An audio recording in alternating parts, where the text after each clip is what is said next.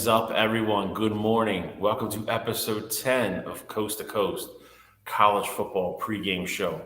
I am your host, Bill Shawcross. With me, as always, my Buckeye brother from another mother, Cottrell Simpson. How are you feeling this morning, sir? Hey, I'm feeling absolutely phenomenal. I'm still on the right side of the college football eliminator this Saturday morning, so I'm very happy and I'm very, thankful to be where we're at. Well, listen, I feel that, and I still to this day can say the same. My man on the West Coast, Mr. West Coast, Mr. I Black, Mr. Alex Elmore cannot stay the same. But that being said, good morning, sir. Good morning from the East Coast to the West Coast. How are you feeling this morning? Good morning. Good morning. Yes, it is early, but I am excited. I got the eye black on back, or I got eye black back on, which you know what that means. Another Oregon Duck victory.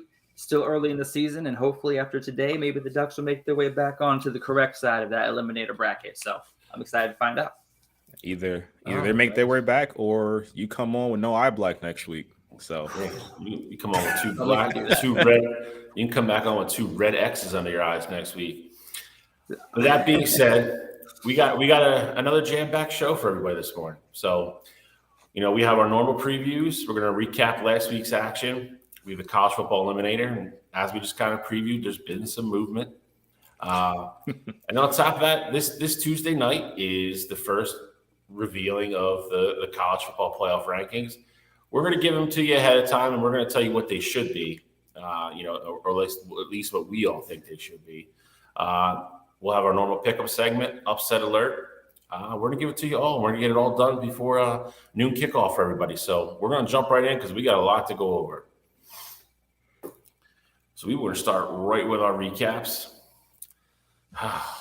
This game hurt my soul a little bit. Riley Leonard, Duke, went into Florida State, and for about, I would say a little over 3 quarters, gave Florida State everything they could. Riley Leonard tried to gut it out and play through what was obviously still a very ailing ankle. Defense held him in it for a while, just down the stretch. Jordan Travis made a couple plays in the third quarter. It was just too much. Defense clamped down a little bit. And Florida State pulled away. I would say this is definitely one of those games, 30-20. The game was not this far apart. This was a one-possession game. Honestly, Duke was in front for 2.5 quarters. They were up by a field goal or a touchdown most of the game. Very, very beginning parts of this game, Duke was definitely the better football team. Don't let 38-20, scare you into thinking Florida State dominated this game because it's not accurate. Cottrell, I know you were on the same side as this with me. We both took this, as one of our picks last week. Unfortunately, I think we both are two of the ones that kind of really, bought into the Duke, miracle Cinderella story per se. But just not enough Riley Leonard down the stretch with the ankle. Too much Florida State. What'd you think? Yeah, for sure. Obviously Riley Leonard not being 100% factored into what this game was, but like you said, for a better part of 3 quarters, Duke was the better football team in this one. They went to the fourth quarter up 20-17, and I thought that this was a game that they were going to pull off. I was like, yes, this is the Duke team I was expecting to show up against this Florida State team and give them all they could handle. But then that fourth quarter came. Jordan Travis, for lack of a better term here, put the team on his back, won on. They scored 21 unanswered, and this is the score that you ultimately end up with. So I got to give all the credit in the world to that Florida State team because I will say Duke had their number defensively. It was a struggle for Florida State to get up and down the field on that Duke team for those first 3 quarters. But you saw it. Obviously, Duke was having a lot of success in the run game, and they were really relying on that defense. But in that fourth quarter, you see that offense get stagnant because they really became one-dimensional. Once you get down, 2 scores in that fourth quarter and you have to make up time quickly, you put that pressure on Riders, and he wasn't healthy enough to deliver for you. So give credit to Florida State for battling adversity, being down in the fourth quarter and still finding a way to win by as much as they did. But that Duke football team, they had it in their grasp, and they just let it slip away. So it's just tough. But, sometimes it's just the way the cookie crumbles. I really hope this Duke team can kind of hang on down the stretch because I really think they deserve a really good bowl game at the end of the year, and I don't know how that's all going to play out. There are a lot of seniors on this team. Once they officially become eliminated from the ACC title, title race, I don't know how many of those guys have like real good draft prospects and might shut it down. I don't know if they shut Riley Leonard down, which if they do is going to be a big, a big chink in the armor for that team. I hope they stay together. I hope as a class they just play it out and get a really good bowl game, maybe even a New Year's 6 day still, depending on what happens. But Alex, give me some ACC breakdown. Alex is not with us. I don't know if he's just upset. I don't know if Bo Nix just announced that he's no longer playing. I don't know if they got caught up in some mess over there in Oregon. But Alex he said to hell with this recap. So, I think Alex is trying to avoid the inevitable of what's going to happen here when we get to college football eliminator. But we're going to move on to the next one. Show must go on, as they say in the show business. Absolutely. We'll go back for him once he's back or see what he had to say. But all right. Again, this is. I don't want to pile on here. But me and especially you have been talking about this for weeks now. That USC was begging to get beat, and this defense was gonna catch up to them. It happened last week against Notre Dame, and the Utah is USC's kryptonite at this point. They went into USC without Cam Rising, who they finally announced. They just said, "Hey, we're going to shut him down for the year. He's just not going to play. Like we're going to go with the horses we have." And they went into USC and stuck into Caleb Williams again, which is just crazy. Caleb had a good game, good, probably very average for Caleb Williams, what we're used to seeing from him. Yeah. Bryson Barnes, I think that's the best he's looked since he started playing. They put a lot on his shoulders in this game, and for the most part, he delivered. They threw the ball, 23 times, which is kind of a lot for him. Oh, and I'm back. Mr. Pac-12 is back. I'm sorry, Jim Harbaugh stole my signal. My bad. See, I feel this is all orchestrated now. I feel like Cottrell kicked him out on purpose. But Utah, another huge win, keeps them in it, sets it up an enormous matchup later today in Salt Lake City that we're going to preview, which one of the panelists on the show is very excited / nervous for. He can lie all he wants, but he's nervous.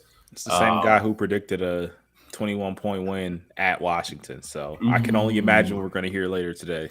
Ooh, shots fired. But that being said, I want both your takes on this because I think it's very interesting. USC, for lack of a better term, is done. They have no college football playoff aspirations. Like they're out. They're way behind the 8 ball Pac-12 wise now. How do you think, does this team crumble? There's starting to be rumors swirling that Lincoln Riley might go to the NFL. There's rumors swirling that are picking up a lot of steam that Caleb Williams is going to shut it down. What do you think? What do you think? First of all, what do you think about the game? And then secondly, what do you guys think happens going forward for the rest of the year with USC? Well, personally, I love the back and forth of this game. It was exactly what it has been the last 2 times they've played. Absolutely great games. Honestly, I think this might have been the game of the week for me personally after watching the whole day of football. Utah came out hot in that second half. They scored in their first drive, and then they converted on USC's only turnover of the day, and then they went up 2 scores, and that was kind of it from there. And one thing I really noticed is that Caleb Williams the last couple of weeks has looked really pedestrian. I'm not sure if maybe I'm overreacting, if I'm just too much of a stats guy, but he hasn't looked like, a Heisman winner the last couple weeks. And at the beginning of the season, we were talking nonstop about how, guess what? USC's got another Reggie Bush and Zachariah Branch. And he only had 2 touches outside of special teams in that game. Why are they not giving the ball to their playmakers? And that's really the most concerning to me is like in close games like this, you want to put the ball in your best player's hands. Zachariah Branch showed he's one of those playmakers when he was able to take that kick return all the way back into Utah territory at the end of the game to set up them going up ahead in the last few minutes of the fourth quarter. So I don't really get Lincoln Riley's play calling, the use of his players. If he wants to go to the NFL, I don't think he'll be successful there. I think he'll kind of be like a Chip Kelly type thing where he'll bounce around a couple of years and ultimately end up back in college, but that's for another conversation. But I think USC is probably going to be shutting it down. I think Caleb Williams should shut it down. And I'm really, quite frankly, upset that Zachariah Branch is not getting more touches. That's why I'm kind of sitting on it. So my take on it is, first off, Caleb Williams absolutely should not shut it down. 2 games, two losses. You still have a lot to play for in the sense of last year they went. Obviously, they ended the season. They had 2 losses. They only had 1 loss going into the Pac-12 game. Alex, I know what you're trying to do. You're telling Caleb you want him to sit before that Oregon game, so that game becomes just a easy check mark, easy win there. You don't have to worry about anything. I already think Oregon wins that game, and I know we're not there yet, but Oregon's going to win that game regardless. USC defense stinks, but Caleb should absolutely play the rest of the season here. Set out the bowl game if that's what he wants to do, whatever. As far as USC goes in this game, I agree 100% with Alex. I do think, you have to ultimately get the ball in your playmakers' hands. And Taj Washington did have a good game when you look at the numbers, but Zachariah Branch, like you mentioned, should be USC's number 1 or number 2 option. Now, I do understand this was his first game back from his injury, so he's been out a few weeks. So maybe they're just trying to ease him back into it. But Brendan Rice is another guy who had been consistently making plays for you as well. And, he wasn't necessarily featured in this. Now, I do think Caleb Williams has been kind of set to an unrealistic standard just because of how well he's played in the past. But at the same time, at some point, you got to beat Utah. Like, this is their backup quarterback. Bryson Barnes has looked better each and every week. I do want to give him credit for that. But this Utah team, in reality, wasn't that team that was supposed to be in the mix for winning a Pac-12 championship this year. And so you were supposed to beat this Utah team. I get it last year. Cam Rising, old vet in that room for them. Dalton Kincaid was there. Like, they had playmakers last year. Still inexcusable that you lost to him twice, but I understand why you lost. This one was one of those games you were already coming off of a loss. And not only just a regular loss, it was an awful loss. You got blown out by Notre Dame. You were fighting for literally your life at this point, and you still go out there and lose. So it's a tough blow for them, but got to give all the credit to Utah. They announced that Cam Rising wasn't going to be playing anymore this season, and they still went out there and they said, hey, we got a lot to play for. We don't care who's back there at quarterback. So give the Utes all the credit in the world. I would ask you this, and Cottrell, you know me. I'm always Mr. like play for your team, and like I'm that guy. Like I'm very, very, very rarely on the, shut it down and worry about yourself, track. Like, that. That being said, with Caleb, I mean, like he's the unanimous, like he's going to be the number 1 pick. I mean, I think we can all agree on that. Like either, somebody that ends up with the 1 pick is going to take him, or somebody's probably going to trade up to get him. Yep. Yeah, I agree. Is it really worth him, like especially if they get another loss? Like, is it really worth him risking going out there playing at that point? Like, he's shown everything he's going to show.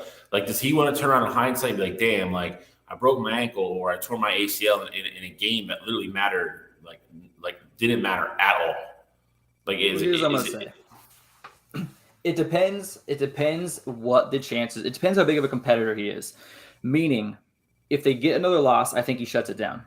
If Utah loses another game, I think he shuts it down, because that puts them both at two conference losses. And I think if he's a true competitor, as long as USC and Utah have a chance of playing each other in the Pac-12 championship, which they both still do have a chance with both 1 conference loss, as long as that's still a possibility, if he's a competitor, he still plays until that is no longer a possibility. Because there's no way in hell I'm leaving college 0-3 to Utah. I want to get that win. Whether it takes 4 times to get it or not, as long as that's a possibility, I'm staying in. But that's just me. See, I don't even think the odds of even that happening are crazy, though. I was going to say, for me, I don't even think it has to be Utah that's that Pac-12 championship. If I'm Caleb, I want to be a Pac-12 champion, at this point. And I do think that for Caleb as well, it's different for a lot of other players because a lot of other players aren't as good as what Caleb Williams is. I say this and I 100% mean this when I say it. I think Caleb Williams could tear his ACL tomorrow and still be the number 1 pick in the draft. I think he's that good. I don't disagree with that. I think somebody would still take him all right, we're just not going to have him this rookie year anyway, whatever. Yep. But again, you never know how you're going to come back from that. I know they're a dime a dozen now and everybody gets them and everything else, but it's why even have to go through that rehab or miss a year or even put yourself in that, position for it to even possibly happen. And again, I am usually the Mr. I don't care. Go out and play with your team. That's what you're there for. But this one's a little bit unique to me. So it's just a little food for thought. And again, I think we're going to figure out a lot about this in the next couple of weeks, depending on what happens, especially in the Pac-12. Because I think if, depending on how the game later today goes, if that goes a certain way, and Washington still doesn't have a loss, I mean, the hopes of both these teams could take a major hit after the game this afternoon. So something just, a little food for thought. Just wanted to get your guys' take on it. And it's just something to watch going forward. The Lincoln Riley thing is interesting to me because I think we all, and he's doing a good job. I think we all thought this was going to be home for a while because he's denied, he's kind of turned his cheek at the NFL, before. And I feel with not having the success that I think maybe he thought he was going to have in the first 2 years out there, it's weird to me that his name came up out of nowhere a lot from a lot of people that are pretty connected to the NFL. I'm not saying he's going to leave, but I think this might be the time that he necessarily doesn't turn down all the meetings. And I think that could be interesting. I will say this is, I get it. The ultimate goal is to go out there and try to win a championship. Lincoln Riley was a win away from going to the college football playoff in his first year at USC. So that's not just something to sneeze at. And that just doesn't happen overnight. And I think the other thing too, is that I know that USC has 2 losses and they're essentially eliminated from, college football playoff talks. The Pac-12 is in their hands and they control their own destiny. They play Washington still. They play Oregon still. They win those 2 games, they're going to be in the Pac-12 championship. So there is still stuff to play for at the moment. Now, that could change at the blink of an eye. You go out there and you get railroaded by Washington or Oregon. I understand, at that point, the conversation shifts. But right now, you still have a lot to play for. Because, who knows what happens the rest of the way out, There's other teams that can still fall that have tough schedules because the parity in college football this year is insane. And so although you still have some undefeated teams and a lot of one-loss teams, you could ultimately end the season, seeing a lot of teams get a 1 or 2 in that L column. So I know we talk about this a lot, and every year I feel like everybody's like, oh, this is the year I wish we had the top 8 or top 12 in the playoff. And I think last year there's probably a couple teams that could have argued that they got in, but I feel like the Final 4 were the right 4 last year. This would have been I would have loved to have seen the playoffs start this year with the parity we have. We'll talk about it a little bit more when we get to Eliminator in a couple of minutes, but this would have been a really interesting top 10 or top 12 to have this year.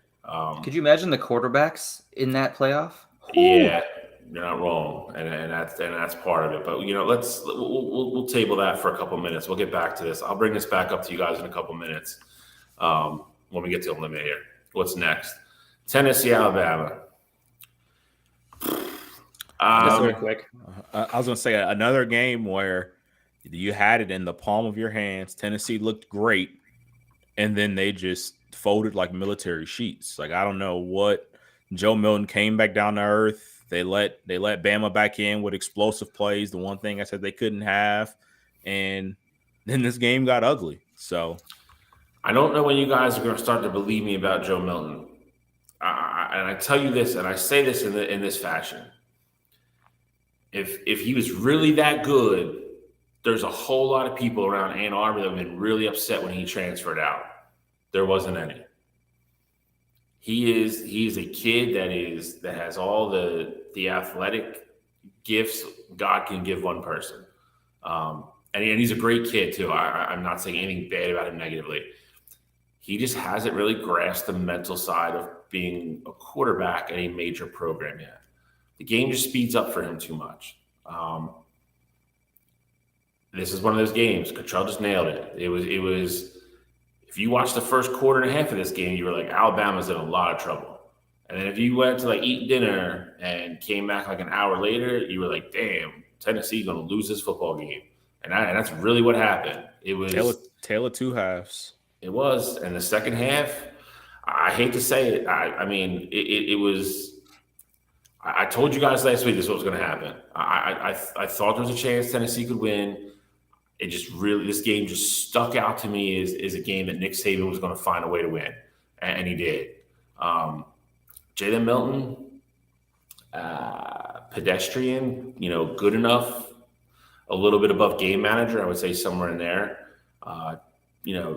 J.C. McClellan had another really solid game out of the running back, and the defense clamped down the second half, and it looked like a Nick Saban win. It was tread water till we figured it out. And then we figured out we're going to score. Defense is going to clamp down. You're done. You're going home with an L. And here we are. What'd you guys think? And then I think we have to do this. I think they're hanging around now. Like they had that loss to Vienna to Texas, and now they're still sitting here 7-1, 8-1, wherever they are. By all means, they're going to win the West. Where do we have Alabama? Like, what are we realistically thinking about Alabama? Well, we're going to talk about that here soon, Bill. Don't jump ship just yet.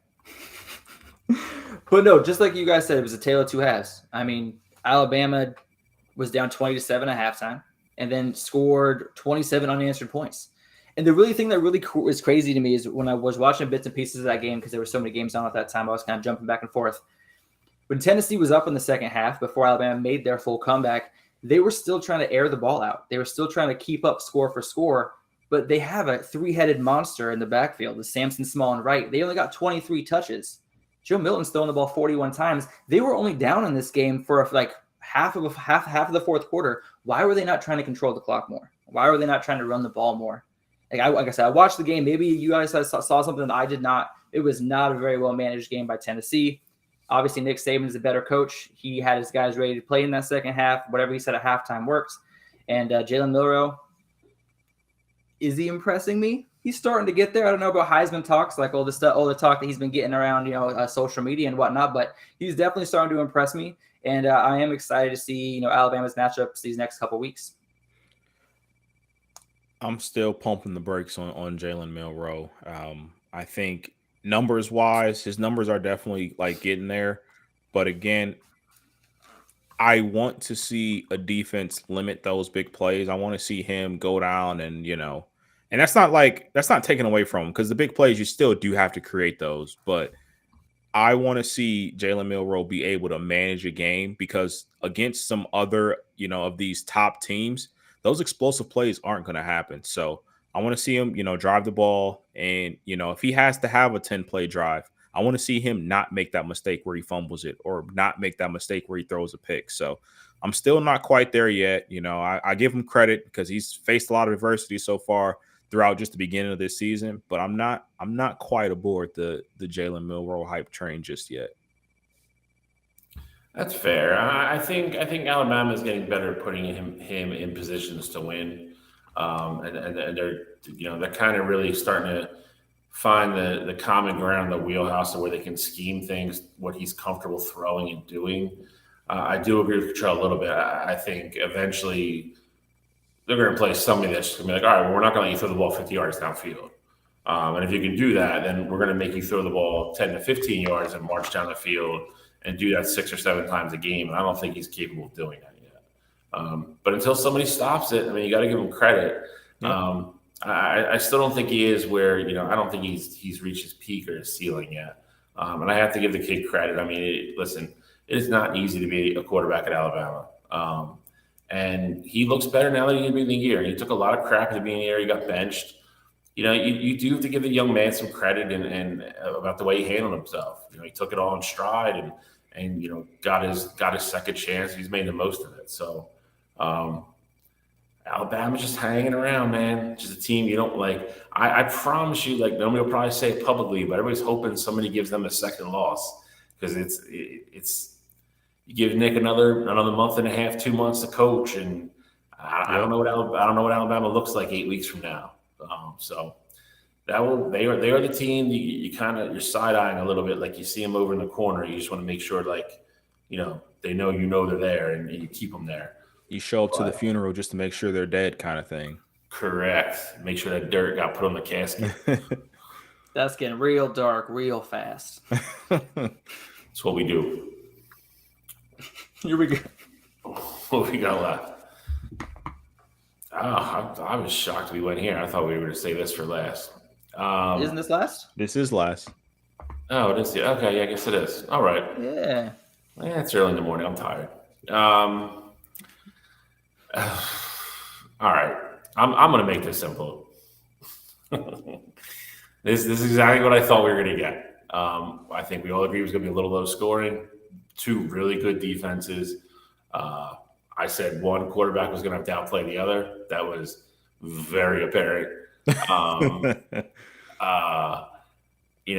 think Maya Williams did a good job. Travion is just not there yet. But, when you have three backs like Ohio State does, you don't have to worry about it.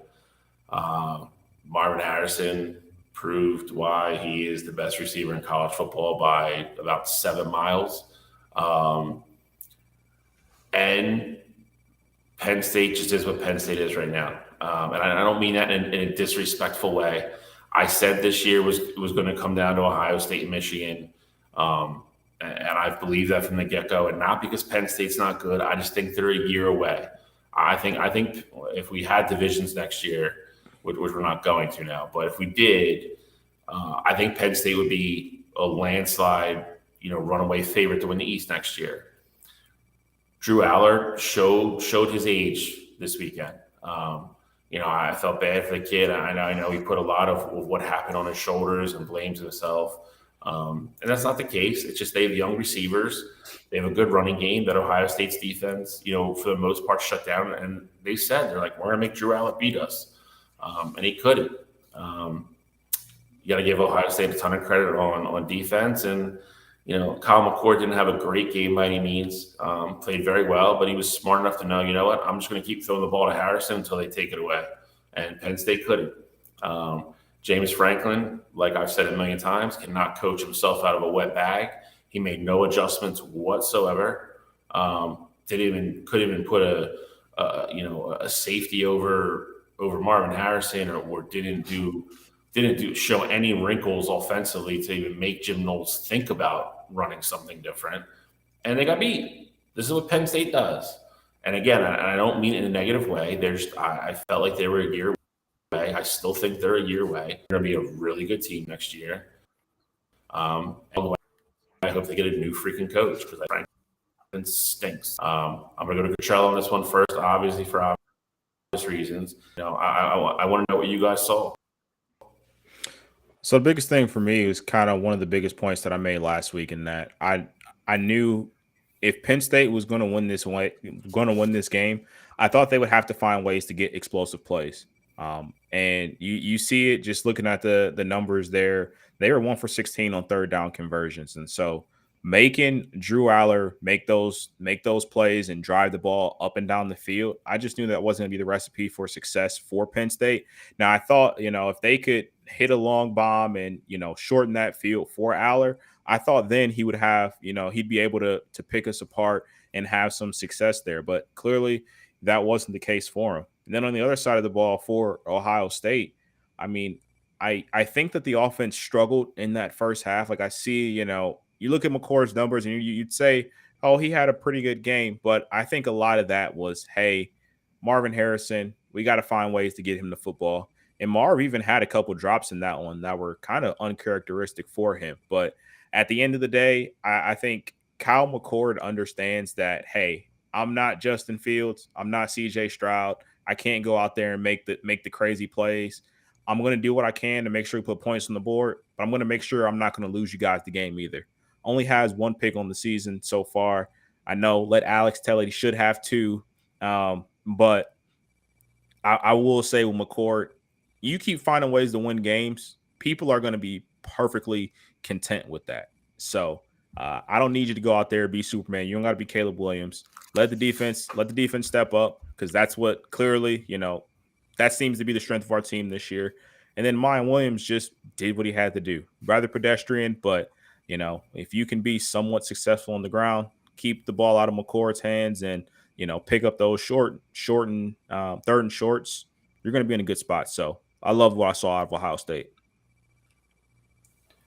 Well, I'm going to start off with a little bit of a vent, but I promise it's going to roll into my next section here. Okay, so Booger McFarland at the end of the Penn State-Ohio State game said something that's been driving me nuts all week about this game, and he was saying that Penn State lost because they didn't trust Drew Aller. That's what he said.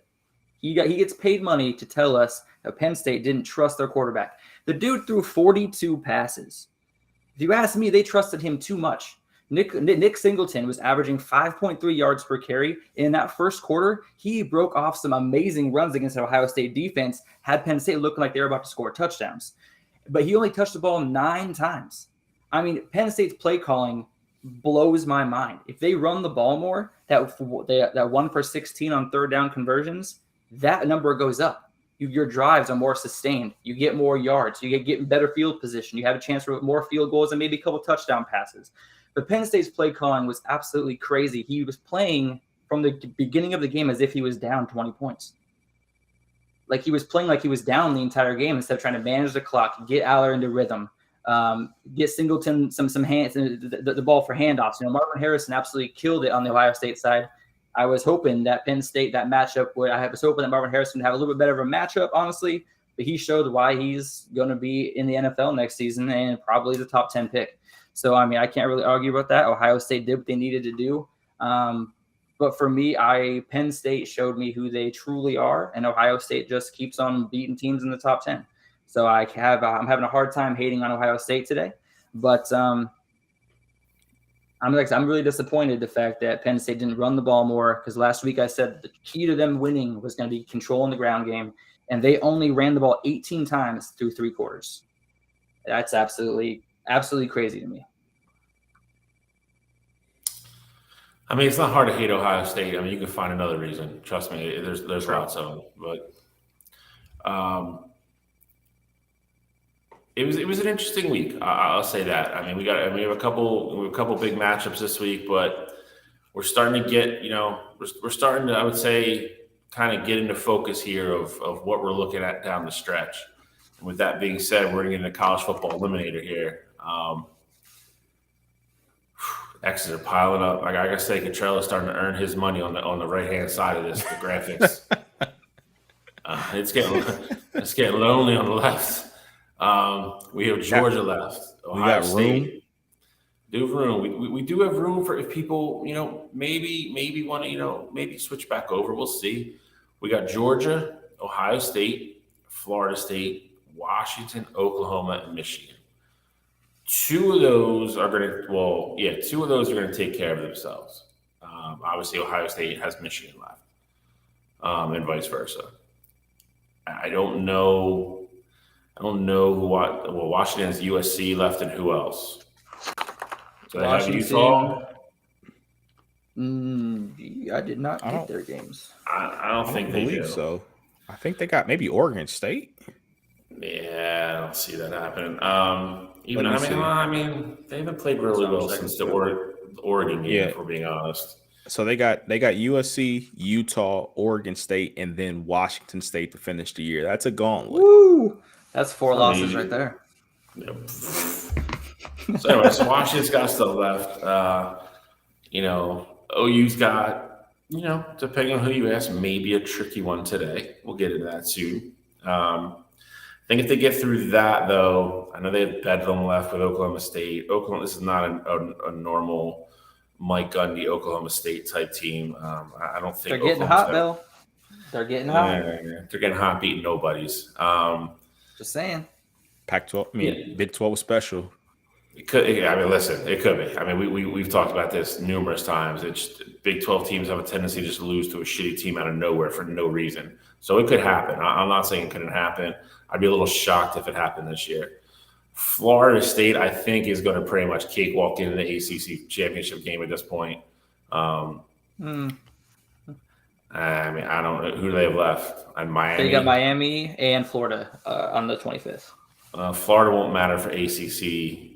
I know, but I'm just saying. I mean, if that's a loss, though, that definitely. Chuck, yeah, I get it. I get on that, but I mean, Miami's not beating Florida State. Miami is just not good. No. On the right side, Penn State has come over to say hello. Utah is still alive, maybe just for another couple hours. Ole Miss, Texas hanging around. On to a backup quarterback now, though, with Quinn Ewers down for probably looking at least like a month. Alabama still hanging around. Oregon at Utah today. We're going to get into that very shortly. Winner of that game deserves to get moved back over. I'm just saying. Relax. They've been over there for one week, and you're trying to make rules to get them back over there already. If Bama hasn't made their way back over by taking out the teams that they've taken out, then Oregon, they can be outside of the club for a little bit. As always, Cottrell, the voice of reason. And North Carolina, the biggest. They have the biggest dud game to get over here out of anybody. Losing that game 2 weeks ago is just awful. But this is where we stand now. So I would tell you, I mean, Michigan's going to have a tricky game against Penn State in a couple weeks. But if they get through that, both those two are Michigan and Ohio State. Neither one of them are going to move until the 26th. The rest of it, who knows? I mean, it's, I guess there's obviously games they could trip up somewhere along the way, but I think all these teams on the left are probably going to stay here for a little bit. My question, though, is this. Obviously, I think I had it in my preview, season preview. I had Texas making the college football playoff. How short of a leash does Sark give? Because they're not starting Arch this week. They're starting Murphy. Malik, yeah. They didn't start bring Malik Arch. Murphy. They didn't bring Arch in last week. They went right to Malik Murphy. But this week, Malik is your starter.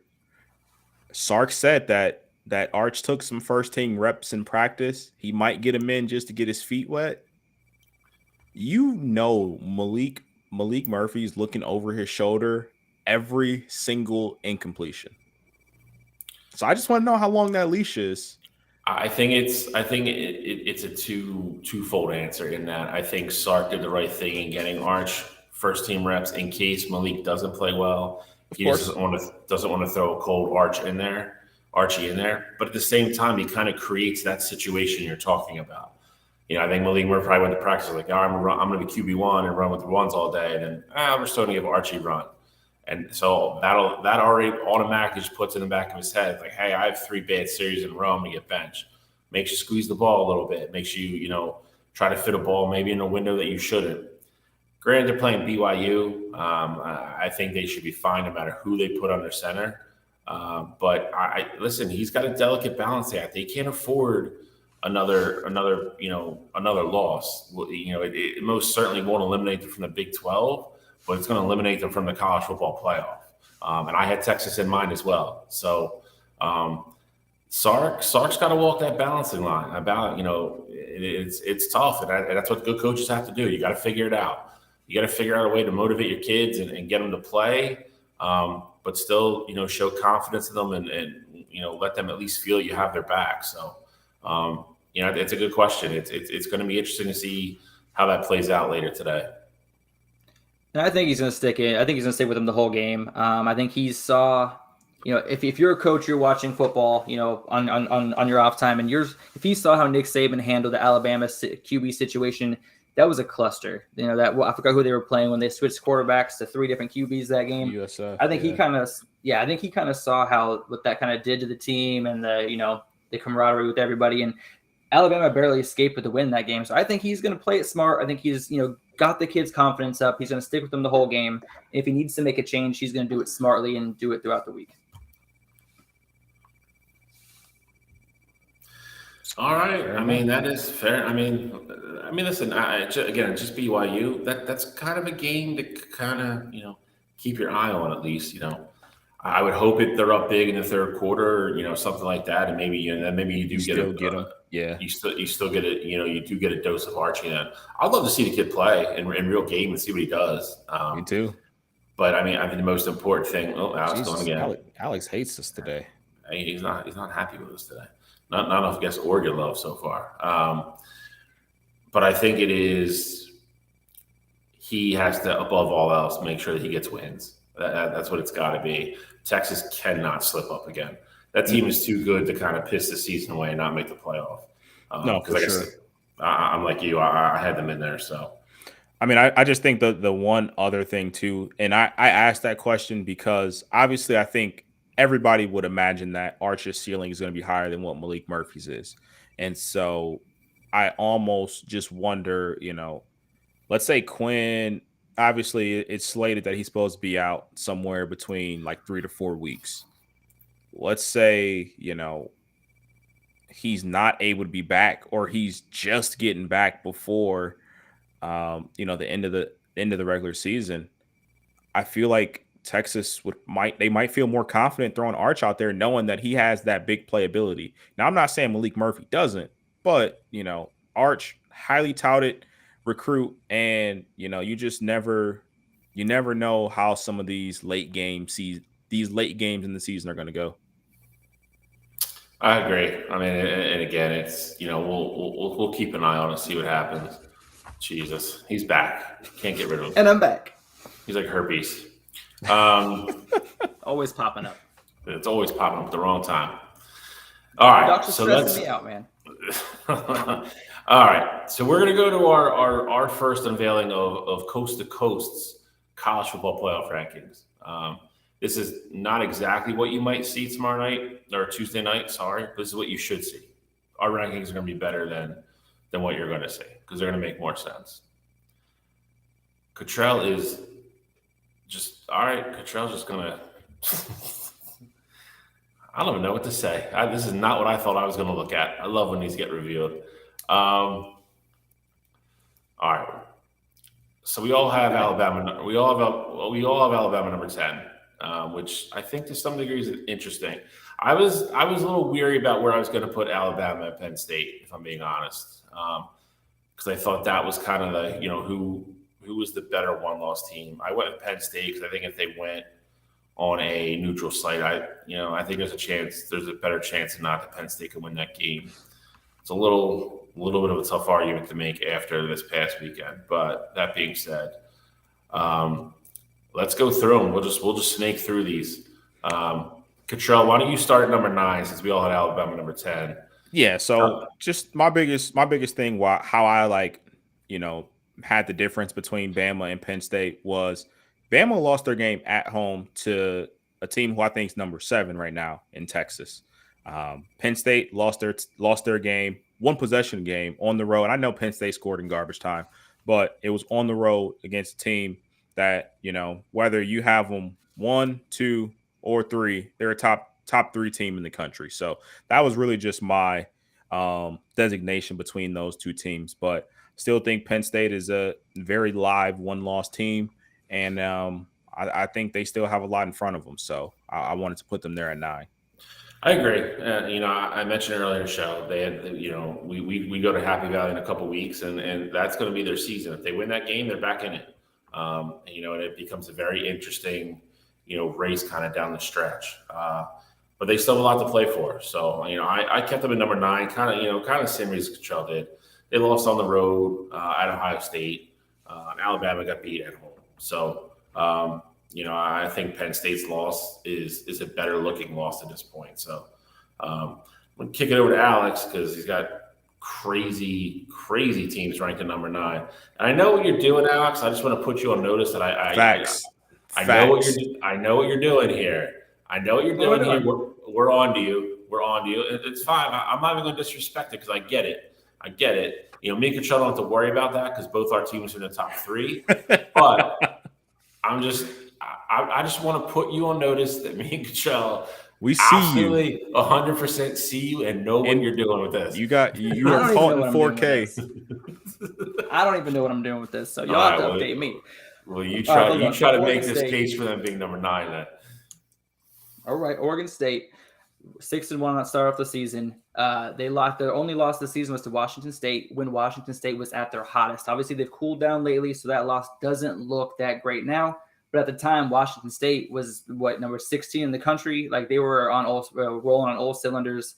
Their running attack, they're averaging 195 yards per game on the ground, and they got a really, really experienced quarterback with DJU back there. And he's just dropping down to Jack Velling, who's their tight end, 223 yards, 5 touchdowns in the last 2 games.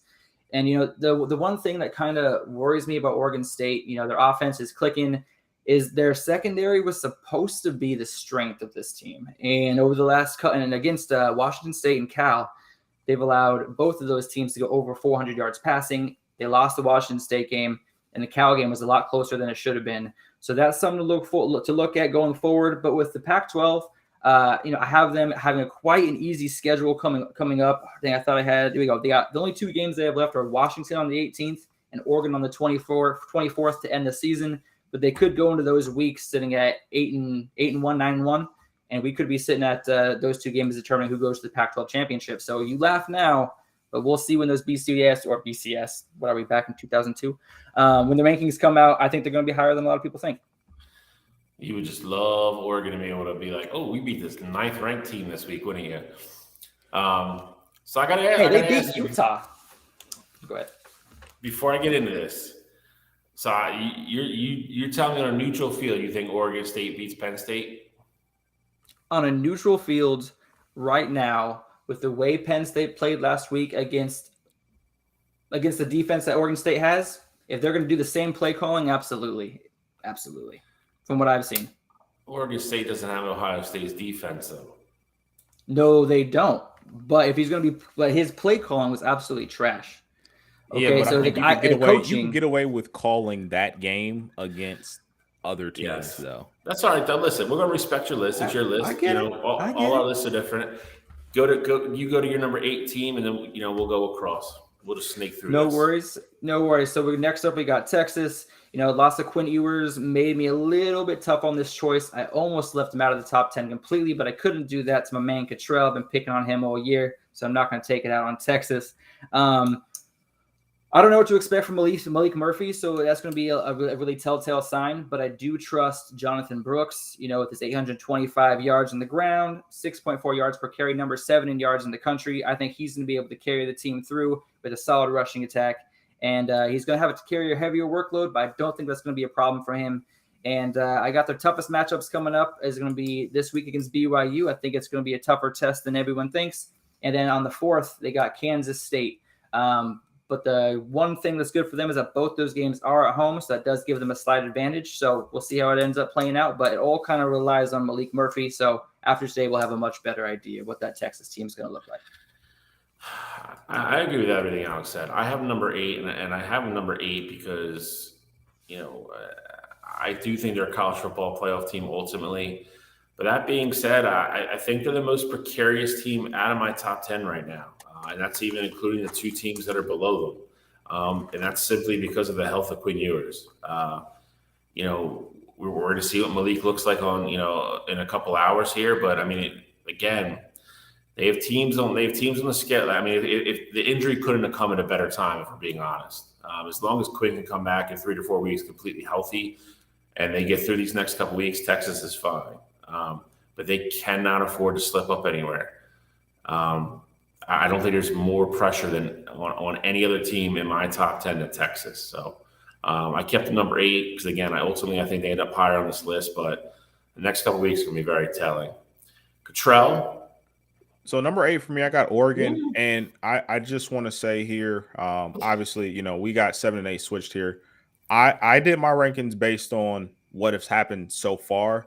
Now, projection-wise, I do think after this upcoming week, even after Texas wins, I have no doubt that they should beat that BYU team. But I just think right now, the way everything plays out, if Quinn's healthy, I would have Texas at 7. So that's why these two are flip-flopped here. But Oregon lost to Washington, Texas lost to Oklahoma. You see where those guys are at, in our rankings here. So I do think these teams are very interchangeable, but these are the two best one-loss teams in the country. So you could argue they're better than some of the undefeated teams as well. We've made the case already about Oregon looking at like the better football team in the game against Washington. So we also have talked about Texas potentially beating Oklahoma in the Big 12 championship. So I think these two are very interchangeable, but I'm going off of what's happened so far in the season, and I didn't factor in Quinn not being there in the rankings for this week. I have Oregon number 7, and I kind of have them there over Texas for that kind of exact reason. I think I have Oklahoma at number 6, who beat Texas, and I have Washington number 5, who beat Oregon. So I think Oregon's loss is just slightly better, and it was on the road. And Cottrell hit on the big point for me. I came out of that game, and I honestly believe that Oregon's a better football team. That game was at Washington. I think if it was at Oregon or if it was a neutral site, I think Oregon would have won.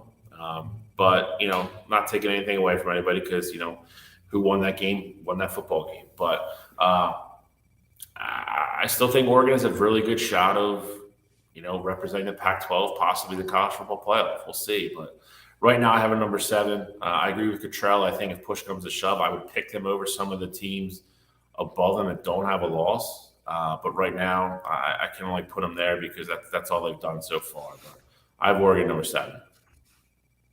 So I also have the Ducks at number 7, strictly because they are the best one-loss team in the country, and I couldn't rightfully put a one-loss team in front of those undefeateds up above them.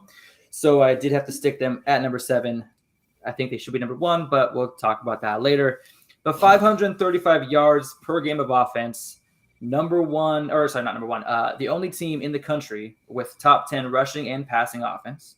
All right, that's something special to put your hat on. And the defense has allowed less than 100 yards per game on the ground. That is a recipe for success. Bo Nix has over 2,000 yards passing, 19 tutties, and 1 interception. We don't worry about that little guy. You all can forget about that little guy, all right?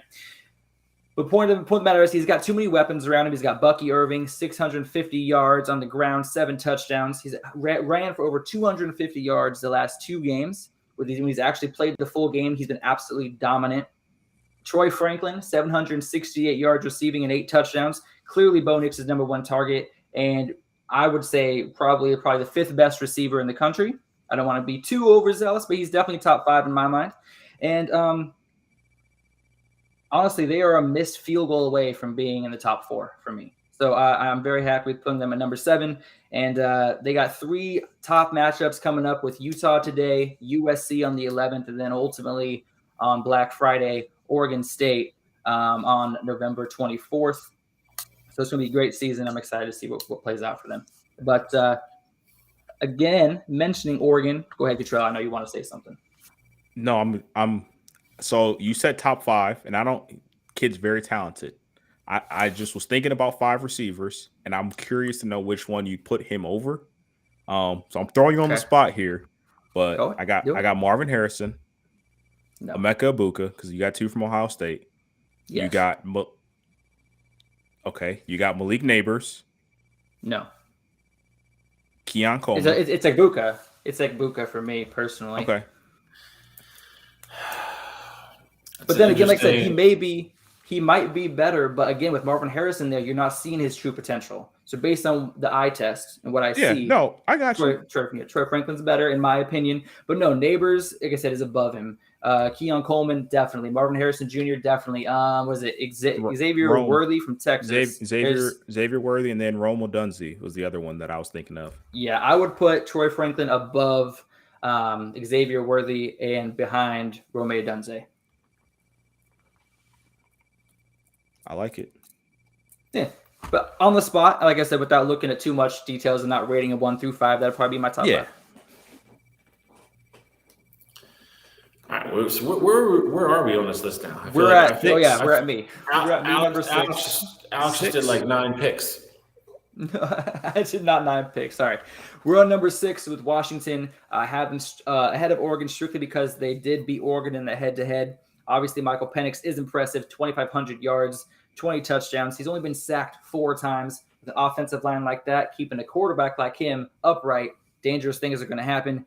And I think the thought that stuck in my brain is that they're not better than Oregon, but with the showing last week, if they're playing anybody else like last week, they would have lost that game. So, like I said, they're only ahead of Oregon. I think they're the worst undefeated team, so that's where I have them at 6.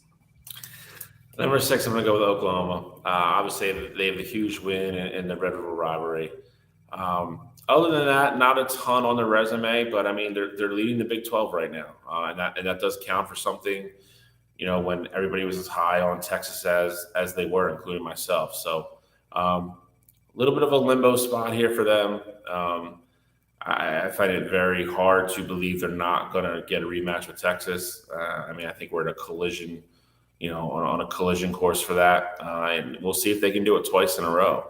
Because if they do, then they're going to be a very big surprise to be in the college football playoff. And I don't think anybody had to be in the year. But, they're going to have to prove it again. But again, I think if you ask Brett Venables at the beginning of the year if he was going to be the top 5 or 6 of everybody's list, this point in the season, he'd sign off on it real quick. So I got the Sooners number 6. I think they're still getting better every week. Like I said, I think we're on a collision course for another big showdown with Texas. So I have the Sooners at number 6 as well. It is very impressive what they were able to do to Texas. I do think a big part of that. I don't necessarily think that Oklahoma was the better team. I think the bigger part was, 1, the revenge factor from last year, and 2, that just being, that huge rivalry game. Anything can happen in those caliber rivalry games.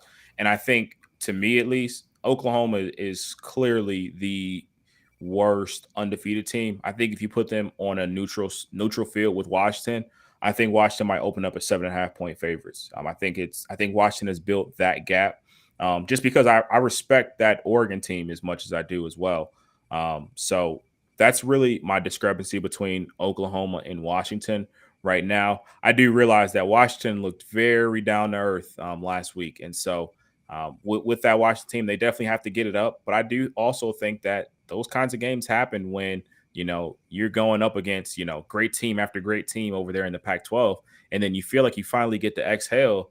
And no, that team's right there at your neck, and they're ready to give you their best shot. So I think Washington's going to rebound. So I got Washington at number 5. I got the Huskies number 5 as well. I'm on record saying I think Oregon's still the better team, but that being said, I have to give credit where it's due, and Washington did win the football game. Do I think if they play again on a neutral site, is the outcome going to be different? I do. But again, that's a living in a world of what ifs, and we have to be, like Charles said earlier, we have to go off what they've done so far. Minus last week, they've been dominant in every game but the Oregon game. And Oregon's a great team, so I mean you're not going to dominate a team like Oregon. They had a little bit of slip up last week. They still won the football game, which is all that matters, because a lot of times great teams have the one slip up and they don't come out with a W. Washington pulled the game out; they remained undefeated, and then that's why they're top 5 for me. They're very good. Michael Penix Jr. in my opinion is still the front runner for the Heisman. It's can they hold on to it? And I think they're going to get tested again down the stretch, and they got a bunch of tough games coming up. So, if they win all them, I think they have every opportunity to move up this list. But for right now, I have them number 5. And we have them flopped, our 5s and 6s, which I have Oklahoma at number 5. And really, I put them above Washington strictly for depth. Washington has a couple of great receivers on the outside, but Oklahoma has 5. Oklahoma has 5 receivers with over 300 yards, which is about the average for between those 5 if you compare them statistically. Dylan Gabriel spreads the ball around. He's got 5 receivers that can step in and be that guy anytime, and that's a lot for a secondary to shut down. Defense has got 17 sacks on the season and forced 15 turnovers. They've been making something work. The only real issue that I'm having with them right now is I don't hold that UCF close call with them last week. I don't hold that against them. I actually said on the show, when Bill said they had a cakewalk, I said, hold your horses, not so fast. UCF got the quarterback last week. They're a much better team with him at the helm. So I think Oklahoma was able to pull that one out. And honestly, I like the way that they were able to kind of keep it together, pull out that win. You can tell a lot by a team from their close wins than their blowouts. But so that's why I have Oklahoma ahead of them, is strictly for I think their depth is better than Washington's.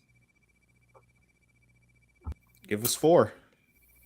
Sorry about that. I need to swallow, Cottrell. Jeez. All right, 4. I got Florida State. Florida State. At least you know Alex is a classy lady. All right, keep going. Dang right. So I have Florida State at 4. The good thing with Florida State is that they have gotten through the gauntlet of their schedule already. So they've already taken care of LSU. They've already taken care of Clemson. They just took care of Duke. Coming forward, they have Miami, which that team is not who we thought they were at the beginning of the year. And then they got the closeout game with Florida. So that's obviously being a rivalry game. Could go either way. For me, Florida State's gotten through the meat and potatoes of their schedule, and it's pretty cake from here on out. And with Jordan Travis, he's playing like a Heisman hopeful at 1,750 yards, 15 touchdowns, and only 2 interceptions. I like the way he's been controlling the offense. Trey Benson needs to step it up a little bit and get more game going on the ground. Sorry, can't talk today. And then Keon Coleman, obviously we just talked about him. He's top 5 receiver in the country. That's a weapon that any quarterback would want to have. So that's why I have Florida State at number 4, mainly because, like I said, they've gotten through that tough part of their schedule. They've handled it. Now they just got to make sure they don't stumble along the rest of the way. I agree with Alex. We all have a number 4, so I'm not going to spend too much time on them here. They have a couple good signature wins already. For the most part, they have gotten through the tough part of their schedule. Had to scare at Clemson. Probably should have lost that game. But hey, great teams. Sometimes you need luck, and sometimes you got to find a way to win the game. And they got it that week. That week against Clemson in Death Valley. So. They remain undefeated. Out of the top 4, I think they've been the shakiest along the way. I think they've had a couple games, like the Clemson or even Duke last week, where they haven't been as dominant to me as the top 3 above them. And that's why I have them number 4. Like I said, I think they're going to cakewalk in the ACC championship game, and if they win that, it's going to be really hard to keep them out. So it's going to be really interesting. I think if you're a Pac-12 fan, Alex, you're hoping Florida State loses somewhere. That would make you'd be able to take a little bit more of a deep breath and feel a little bit more comfortable about getting in. But that being said, I have a number 4 for now. They do have a strong resume, and you have to give them credit for their wins. So Florida State is also my number 4. I think Florida State is a team, though, that's been kind of playing with fire a little bit. You talk about that Clemson game being a game that they really should have lost. They had a game against Boston College that was very close and a game that was very losable for them. And then we just saw what happened this past Saturday against that Duke team, where for 3 quarters, Duke was the better football team. Now, I'm not saying that Florida State is a team that is asking to be beat, like how I said a couple weeks ago with USC, but I do think this Florida State team is going to fall to that right team, and they may go through the regular season undefeated, depending on who they see in that ACC championship game. I think if it's that North Carolina team that ultimately I think is going to end up there, I don't know if I trust Florida State to go off and run the table and be undefeated conference champion. I just think that there's going to be a team that's like, hey, Florida State, you don't want to give us your A game today? All right, we'll give it to you for 4 quarters, and we're gonna get the win. But 100% agree with Bill. I think they have been the shakiest of the top 4, but you have to respect their resume to this point. So I got Florida State there at 4. Biggest surprise probably here, I got Georgia at number 3 here. They haven't played anybody, and they lost their starting tight end, who is their number 1 weapon by far, early in the first quarter against Vanderbilt. Look, I know they're coming off of a bye, and I know all this, but I think that team is going to look drastically different than where they are right now. And I see them. I thought they should have beat that Vanderbilt team by 35 points going away with Brock Bowers, without Brock Bowers. Vanderbilt's not a football program.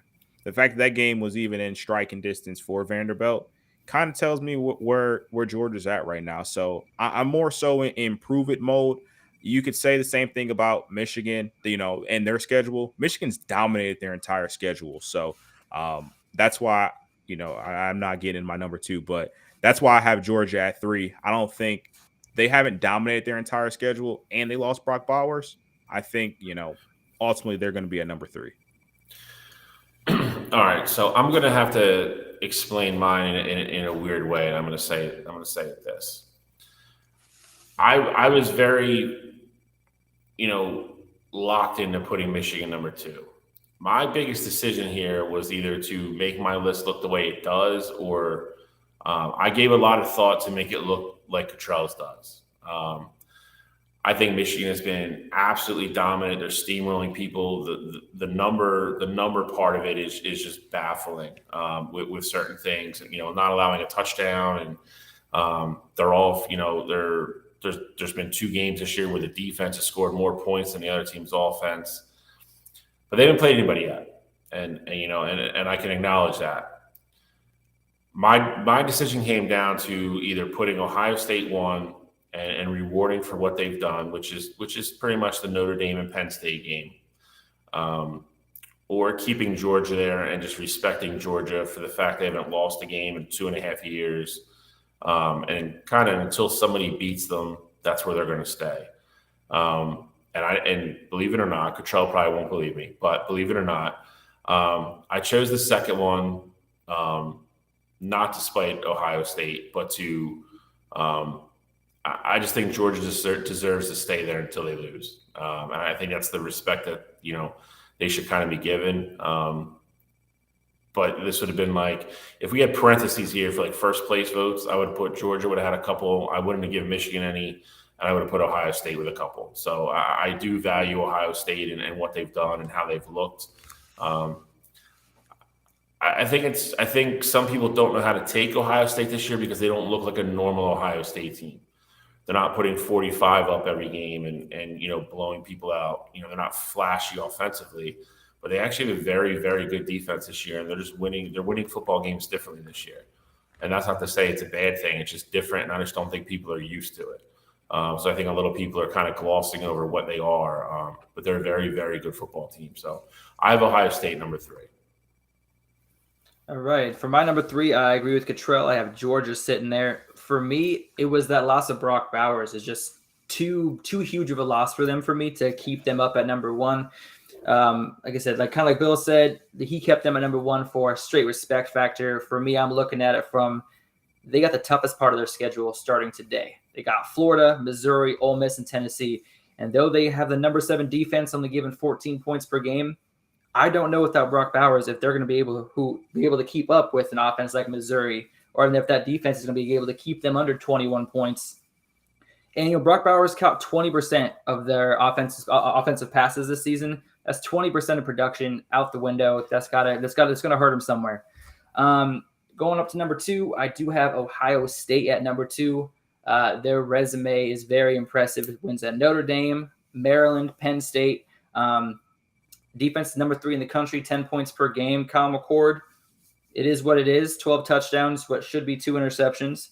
I can't wait till they get Travion Henderson back and on full swing so they can get that running game going. Right now, they're a little one-dimensional. Only averaged 1.6 yards per carry this last weekend against Penn State. And their defense has only been able to force 7 turnovers this season. I would like to see them increase that number. But like I said, Ohio State just finds ways to win. And with a weapon downfield like Marvin Harrison Jr., that's going to be easy for you. They only got a couple games that are really eye-opening for me, and that's November 4th against a very surprising Rutgers team, and then November 25th at Michigan. Both of those games are on the road, so the backs will be up against the wall. But we'll see what Ohio State can do the rest of the way. Yeah, so I'm not going to spend too much time on Michigan here. I think everything we're going to need to find out about this team is going to happen in the next month. Play Penn State in a couple weeks, and obviously the 26th they play Ohio State. They've looked dominating. Like I said, they played Michigan State last week and 49-0, the worst beating in the history of that rivalry. They've been playing each other for 100 years. They are just steamrolling people. People are talking about Blake Corum's numbers being down or whatever. I mean, he's not playing past the middle of the third quarter every game. They're keeping everybody healthy and they're rotating everybody in and out. I think they're the deepest team in the country. I do believe that. I think they have, the defensive line, which a lot of people thought was going to be a weakness, is become a huge strength. The offensive line's starting to finally look like, the two predecessors before them. But, they still have a lot to prove. I think they're great. I think, they passed every eye test you could imagine, but, you still got to go and beat good programs, and they have two of them coming up. So until they do that, I think it's hard to put them number one, assuming, Georgia or Ohio State are still undefeated. Yeah, so my number 2, same as Bill, I got Michigan. Michigan has looked great so far, all season long at this point.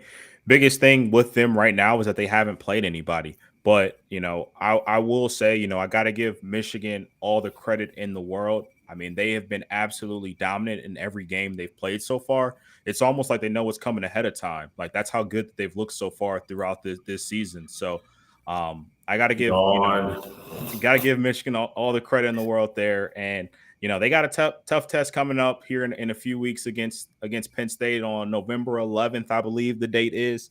So we'll see, where they really are. But, I mean, they've been dominant so far throughout this entire season. So I have them ahead of Georgia because of their lack of struggle so far this season.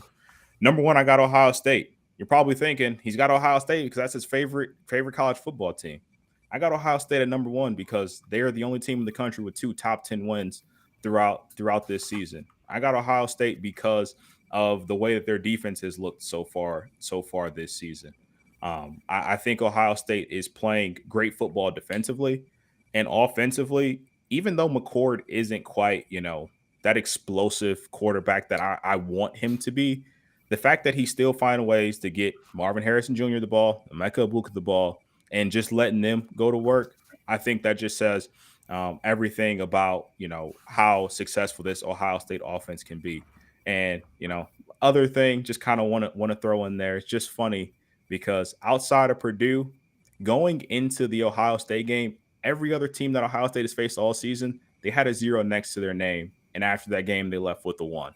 So talk about, how good you feel about Notre Dame and them not being as good or Penn State being frauds, whatever the case may be, Maryland not being as good as what we thought.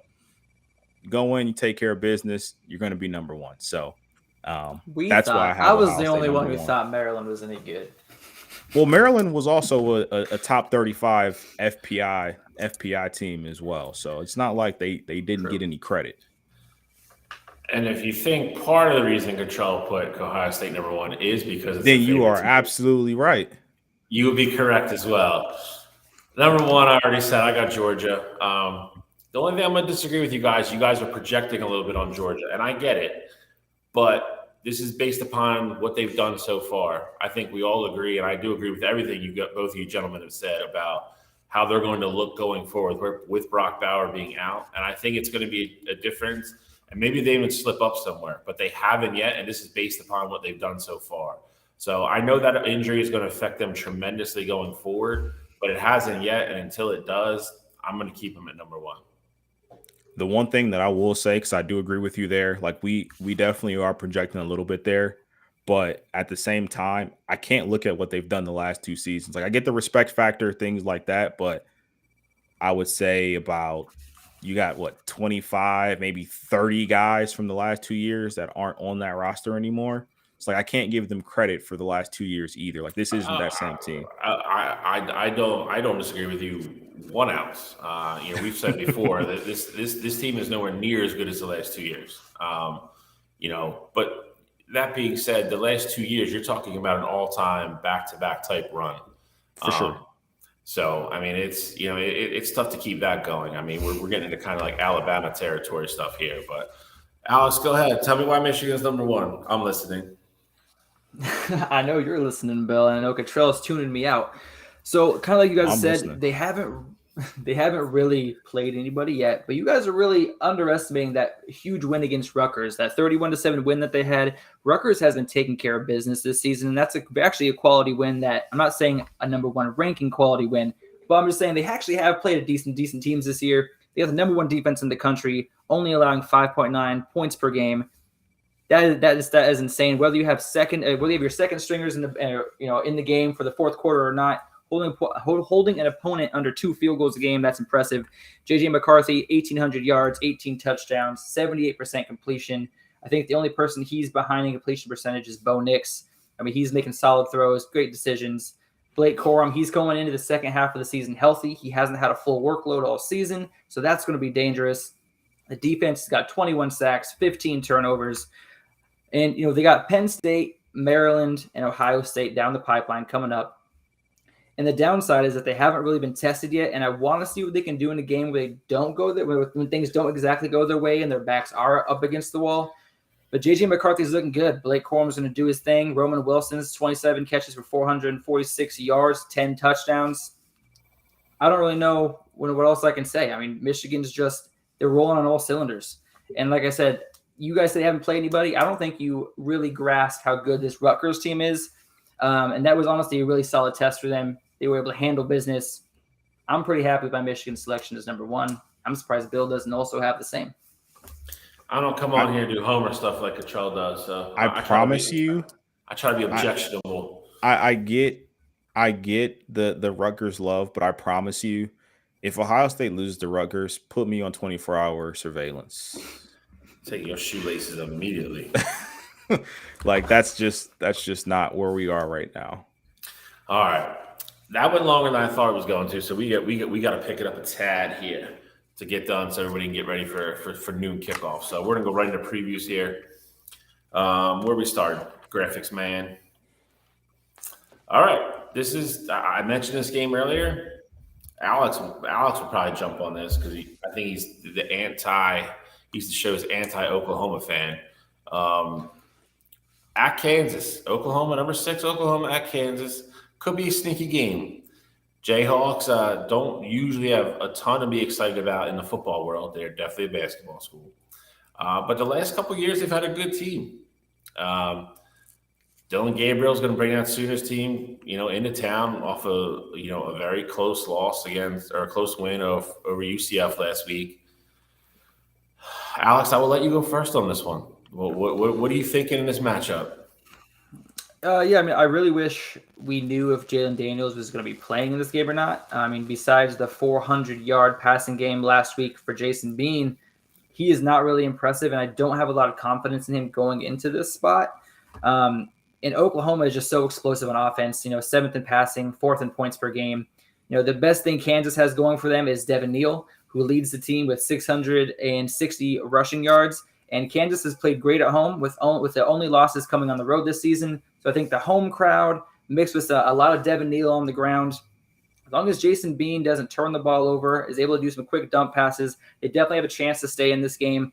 And Oklahoma's last 2 wins were by a combined 6 points. So that defense has been giving up a lot of points. The games have been a lot closer. Like I said, if Jalen Daniels was playing in this game, if I knew that for a fact he was playing, I would feel a lot differently about this game. Right now, without him playing the game, though, I have Oklahoma covering the spread. Cottrell, what do you got, bud? I'm on the opposite side of this. I think Kansas covers the spread there. I think Jalen Daniels is ultimately going to be a game time decision. Their coach already came out and said that he's been basically progressing throughout the week. And, there is, still a little bit of ways to go, but their coach says they're very encouraged by what they saw from him throughout practice this week. So I think Jalen Daniels is going to give it a go. And I think that's going to give Kansas that jolt that they're ultimately looking for. So I like Kansas to actually, cover this game.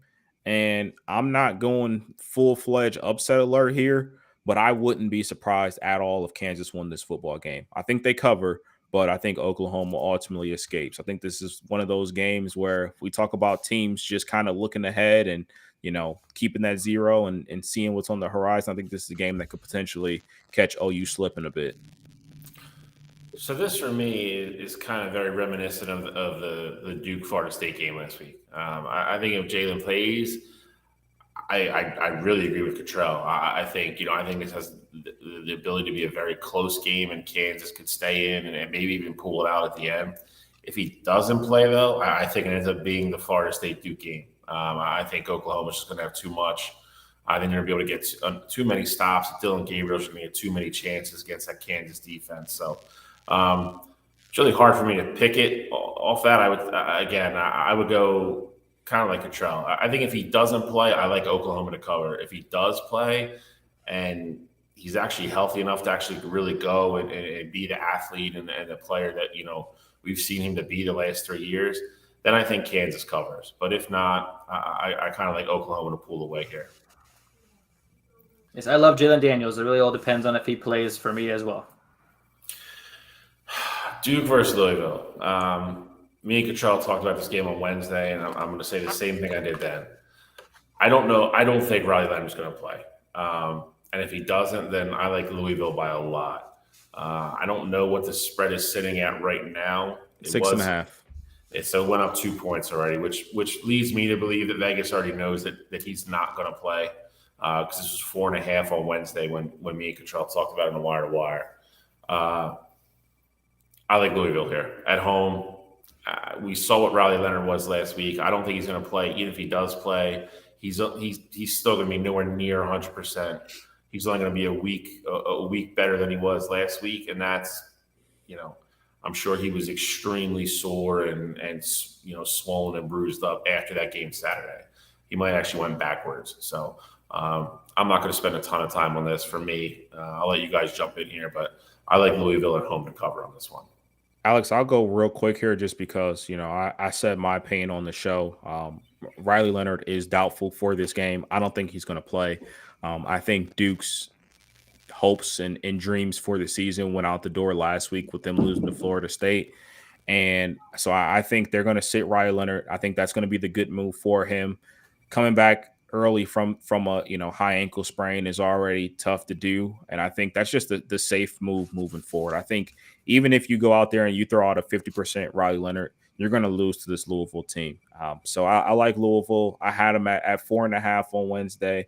I still like them even at that 6.5 number. I think they take care of business against a Duke team that's just really deflated at this point. I don't know why people don't listen to me. Remember last week, I am the ankle expert, ankle savant. I said, Riley Leonard, my man, please do not play.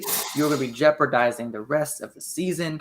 And they lost the game, just like I said they were going to, and now he's out another week. He sat out last week. He's playing this game, and it looked like a much better situation. But Louisville's defense is highly underrated, allowing only 20 points per game, and they're holding all of their opponents to less than 100 yards on the ground, which is what Duke is going to heavily rely on this week with a heavy dose of Jaquiz Moore, who was a bright spot last week against Florida State.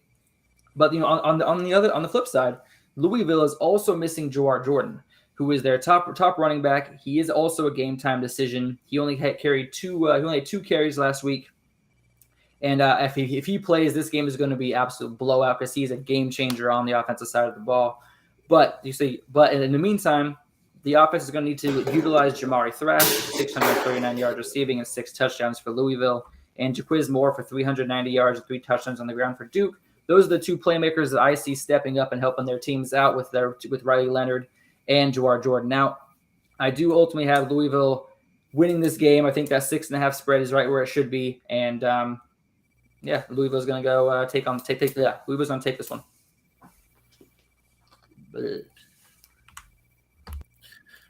All right, here's the game. We with the number one team in the country, Georgia, that we've kind of hinted at already a little bit. Biggest, what is this called? The biggest cocktail party in the South, or whatever they call it. I forget what the nickname is. Yeah, is that right? Is that accurate? I believe so. Okay. This game is being played in Jacksonville, Florida, so it is a neutral site game. It'll be half Georgia, half Florida. This game, I will say this. This game is also very similar to the Red River rivalry in that there's a lot of upsets in this game.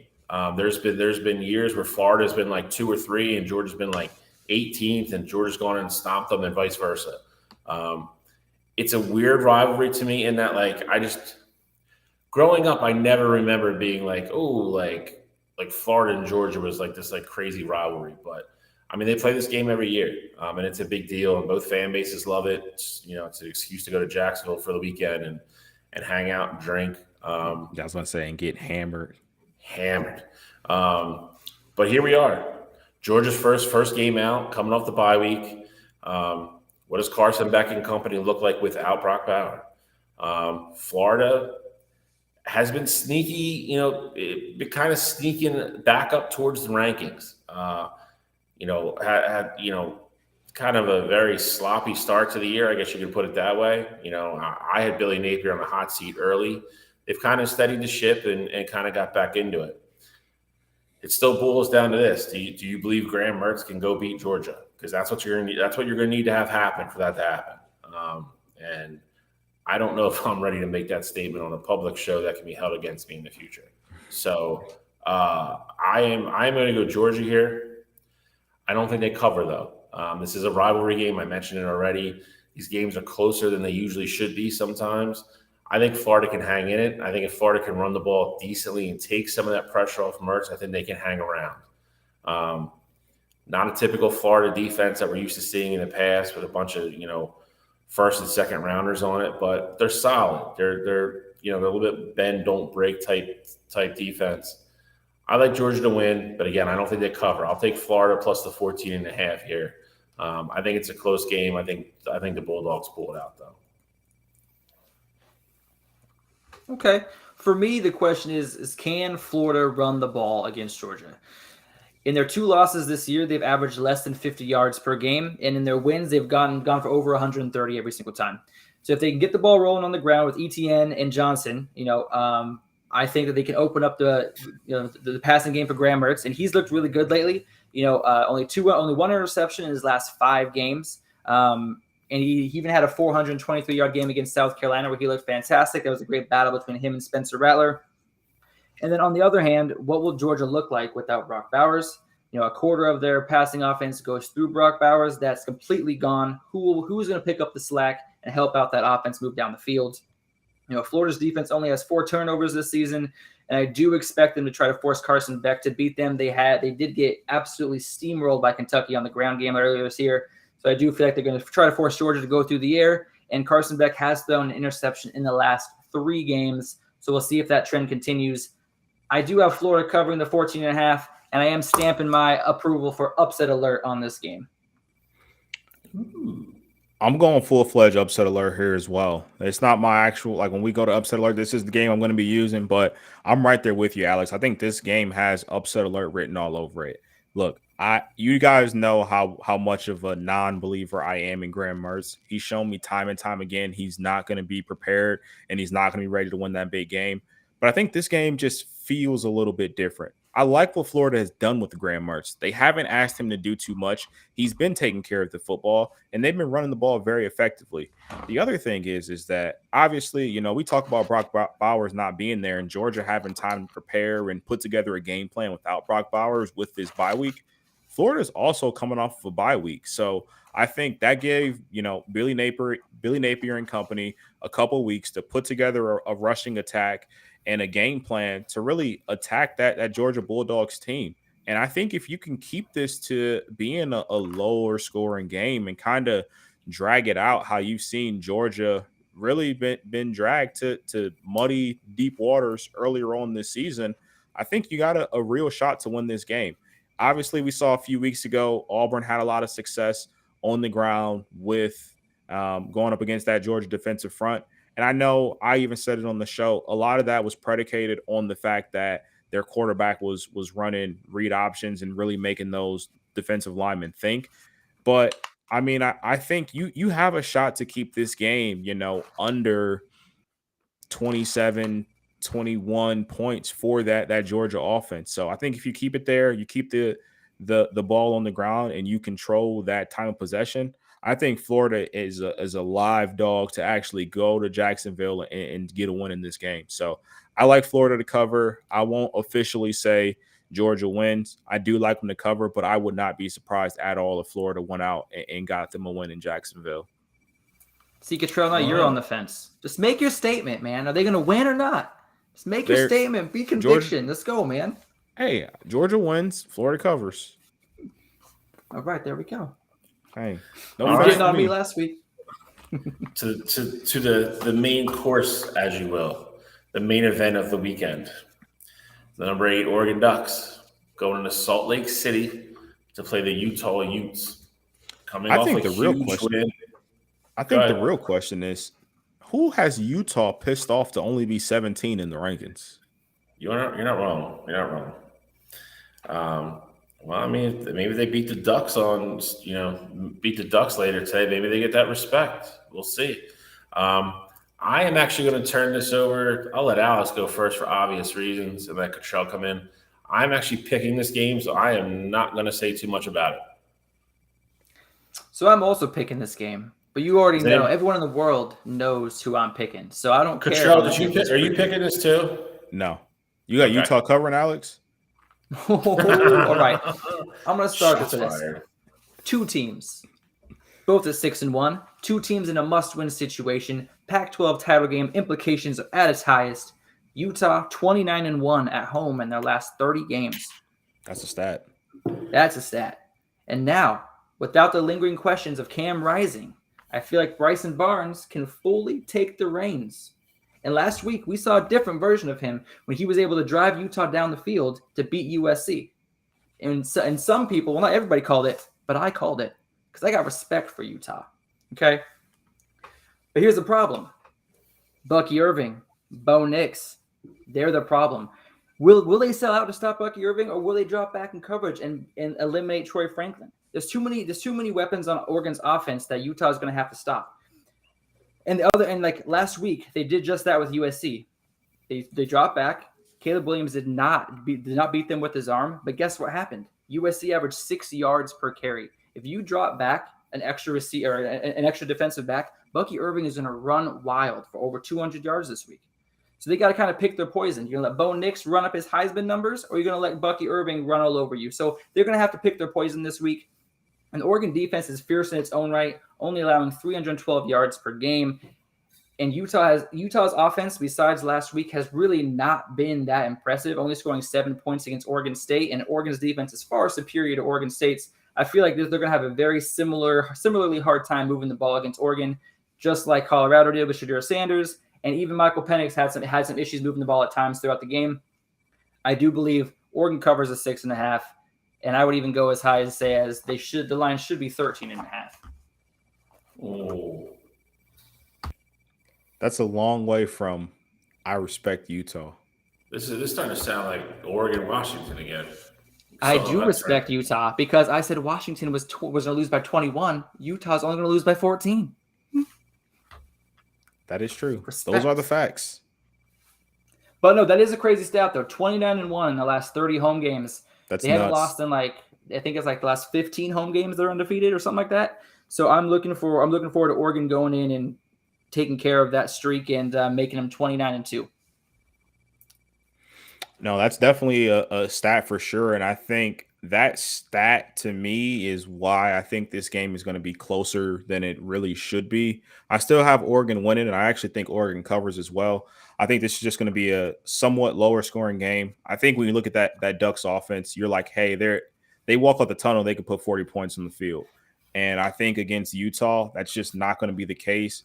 I think Oregon scores like 27, maybe 31 or so. I got Utah scoring like 17. So I got 27-17. I got Oregon covering. But I do think this game is more than likely going to hit the under. I don't think you're going to see Bo Nix or Bucky Irving have crazy explosive games. I think they have success, but I don't think this is anything like what we saw with Oregon and Washington.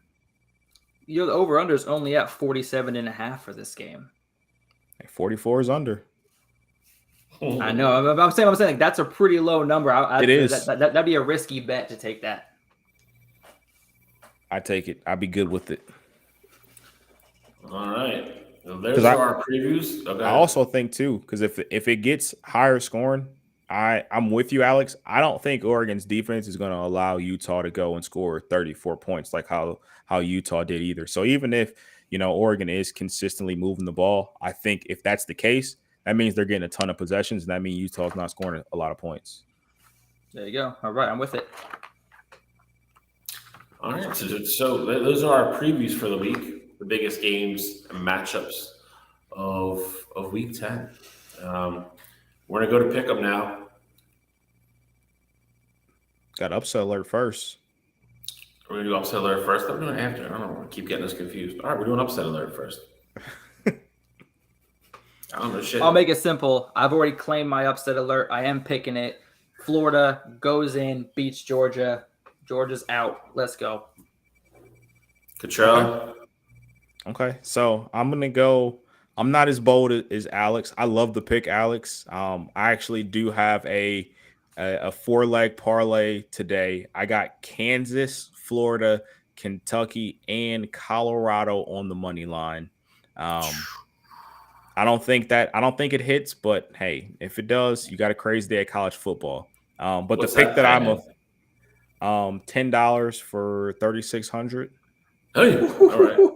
So who's your upset alert? official pick this week? I like Wyoming plus 4.5 going to Boise, take on Boise State.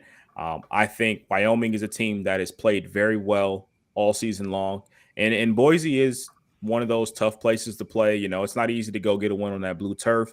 But I think if any team's going to be up for it, it's going to be that Wyoming Cowboys team. They've seen some stiff competition so far this year. They've been able to put up points against pretty much everybody on their schedule so far. I think they are more than capable to go to Boise and ultimately get that win. So they're my pick this week. I almost took Wyoming. That was one of my last ones I was kind of zeroing in on, but I don't like picking against Boise on the Smurf turf. I just don't like doing it, so I stayed away from it. I'm going to go Kentucky plus 3.5 at home and Tennessee home underdog. Love that. Love when teams get disrespected in their own stadium. I think Tennessee, a little bit of a letdown coming after beating off Alabama. Kentucky really needs to win this game to really even stay relevant in a good bowl game discussion and all those type things. I think Bray Davis and company, I think they have a very good shot at home to take care of Tennessee and Joe Milton. So I'm going to go with Kentucky. That's my upset alert of the week. I gave you my parlay, so that's one of the teams I'm rolling with. So I love that. I love that. I'm with both of you. Alex got Florida outright. I like Kentucky outright. So let's just hope we're right here, guys. You need Coach Prime off a bye week to come through for you the late window. Yeah, that's a fact. Woo! Look at that. We are in a very tight race, and I think Bill just got a little frozen there. He'll be back. He'll be back in a second. But Yeah. I went 3-0 last week. I was very lucky. I was falling behind, and I needed that. Alex, don't call it luck. When you know what you're talking about, you're bound to hit on. That's true. The numbers are going to balance out. So don't call it luck because you're not new to this. That's true. But gambling always finds a way to, Yeah, I mean, that's what happens right now with sports. And, there's so much money involved. So even if the game goes how you want it to go, we even talked about it a little bit on Wire to Wire. Even if the game goes exactly how you thought it was going to go, there might be a little birdie in somebody's ear saying, "Hey, let's make sure we get these numbers right." And we cover absolutely. We cover some spreads here. Jesus. Hey, Bill, welcome back to the rave. Welcome back to the rave. All right. All right. So I guess Alex is going first. Cottrell's going second, and I'm going last. You got it. All right. Well, I am repping the Pac-12 this week, doing all 3 Pac-12 picks. So first off, I got Oregon. We just talked about this game. I got Oregon easily covering that 6.5 against Utah. Staying in the same exact state, though, Oregon State and Damian Martinez are going to go into Arizona. I can't believe they're only 3.5 points favorites right now against Arizona. I have them covering that handedly, with Damian Martinez having a huge game. And then we're going to wrap it up in the Pac-12 with UCLA covering the 16.5 point spread against Colorado, and with a heavy dose of Carson Steele, with that absolute atrocious Colorado defense allowing over 157 yards on the ground.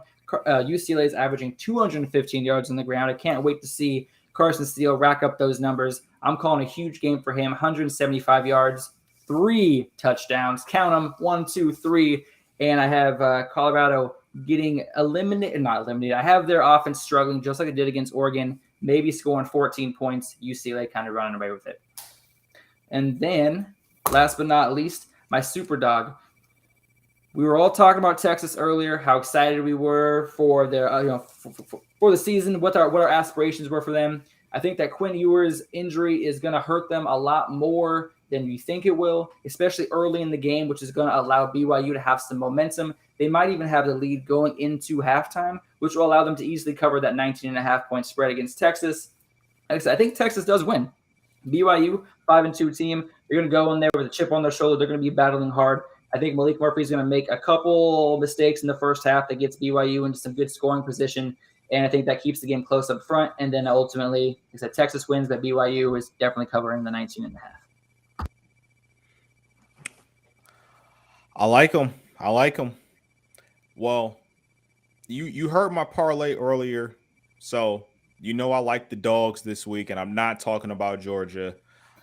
Kansas, the lines moved down to 9, so but I got Kansas at +10 versus Oklahoma. I think there's a very good chance that they find a way to win that game. Jalen Daniels, still very much up in the air, but either way it goes, I still like Kansas to cover those 10 points there. Second game I like. Team that Bill put on upset alert, Kentucky. I love them +3.5 at home versus that Tennessee team. Tennessee knows that their season is over at this point. They got to go to Lexington and take on that Wildcats team that loves to run the football at home. And, Devin Leary's going to be there. He's not going to make mistakes. I think they take care of business. They get that win at home. Last game I got Florida plus the 14.5 in Jacksonville versus Georgia. Again, we talked about that game at length already. I think Florida is going to keep that game as tight as possible because I think Georgia's offense is very much going to struggle without Brock Bowers being on the field. Then my super dog, I'm going against Alex here. I like Colorado plus 17.5 at UCLA. I think a big part of that is because they lost the game to Stanford that they absolutely shouldn't have.